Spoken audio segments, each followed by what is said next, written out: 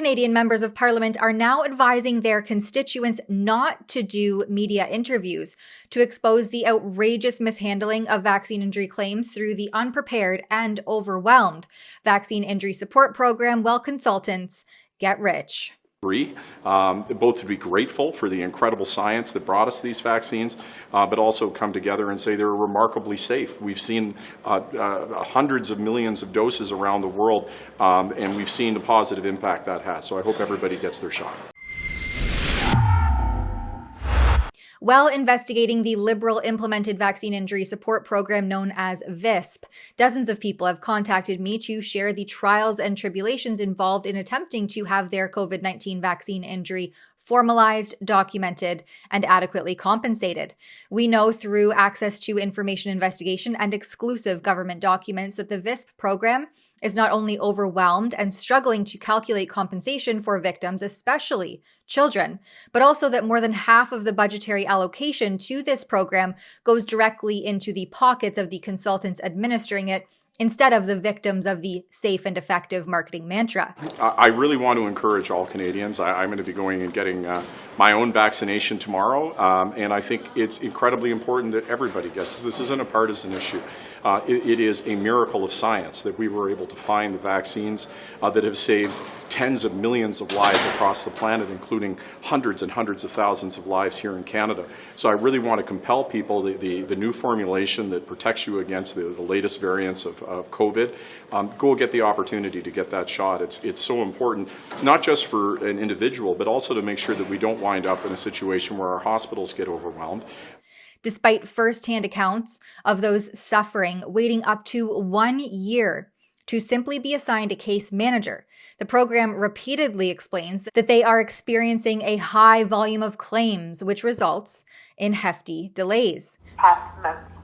These past few months, there have been a lot of claims, so it takes longer than the months that it's written on the website. They're working, they're doing their best because they have a lot of cases. Taking time before now because due to the high volume claims is taking longer than expected. Then those suffering severe and permanent injury, which is part of the criteria to apply, have to navigate mountains of paperwork and submissions to, well, essentially plead their case to some hand-picked elusive medical review board.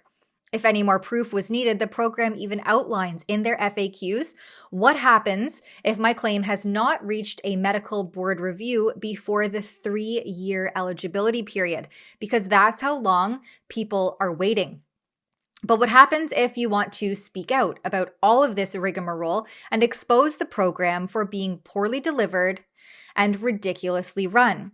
In fact, I have now been told that Canadian members of parliament are advising their constituents not to do media interviews to expose this outrageous mishandling of vaccine injury claims. In fact, one individual informed me that their local MP discouraged sharing their story publicly, warning them that doing so could harm their case or lead to even more delays in processing their repeatedly appealed claim.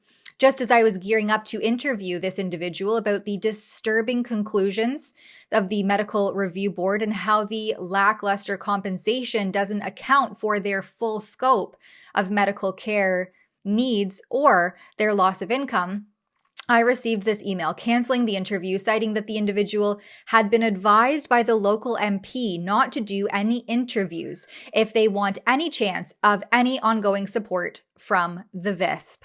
See, instead of addressing the mounting concerns, it goes without saying that the government would opt to suppress the voices of those who have suffered and continue to suffer, further fueling distrust in the very system meant to protect them.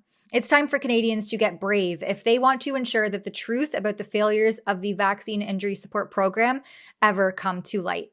For Rebel News, I'm Tamara Ugolini.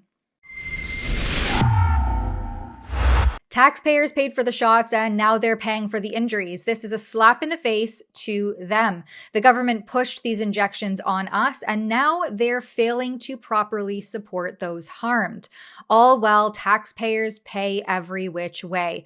Sign our petition at nomoreshots.com and demand an end to these injections. That's nomoreshots.com.